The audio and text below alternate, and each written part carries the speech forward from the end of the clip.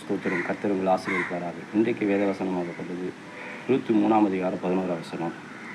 இப்பொழுது மகளே, நீ பயப்படாதே, உனக்கு வேண்டியதெல்லாம் செய்வேன். நீ குணசாலி என்பதை உன் ஜனமாகிய ஊரில் எல்லோரும் அறிவார்கள். கர்த்தர் தாமே இன்றைக்கு நீ வேண்டிய காரியெல்லாம் கர்த்தர் உனக்கு செய்ய அவர் வல்லவராக இருக்கார். எந்த காரியத்தை குறித்து பயப்படாதே. ஒருவேளை உங்கள் பிள்ளைகள், உங்கள் குடும்பம், உங்கள் தேவைகள், இல்லை உங்கள் வேலை ஸ்தலத்துக்காக மற்ற எல்லா பண உதவிக்கு எதுக்கும் பயப்படாதீங்க. கர்த்தர் இன்றைக்கு வேண்டியதெல்லாம் உங்களுக்கு செய்ய அவர் வல்லவராக இருக்கிறார். இயேசுவை மாத்திரம் விசுவாசிங்க. ஆண்டவராக இயேசுவை விசுவாசித்தால் தேவனுடைய மகிமையை காண்பீர்கள். தேவனுடைய வார்த்தையாகப்படுது, அது ஜீவனும் வல்லமுள்ள வார்த்தை. எந்த காரியத்தை செய்ய அது மகத்துவமுள்ள வார்த்தையாக இருக்கிறதுனால ஆண்டவராக இயேசு கிறிஸ்து மேலே அன்பு வைத்து அவரை நோக்கி கூப்பிடுகிற உங்களுக்கு கர்த்தர் கண்டிப்பாக இறங்கி உங்களுக்கு உதவி செய்வாராக. கானான் ஸ்திரீகளுக்கு இறங்கின தேவன், அவருடைய பிள்ளைக்கு இறங்கின தேவன் உங்களுக்கு இறங்காமல் இருப்பாரோ?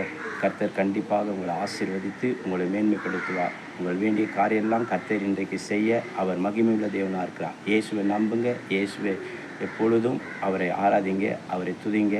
அவர்கிட்ட நன்மையும் கிருபையும் பெற்றுக்கொள்ளுங்க. இயேசு நாமத்தினால் உங்களை ஒப்பு கொடுக்குறேன். இயேசு நாமத்தினால் சகல ஆசீர்வாதத்தை பெற்றுக்கொள்ளுங்க. இயேசுவே வழியும் சத்தியம் ஜீவனுமாக இருக்கிறார்.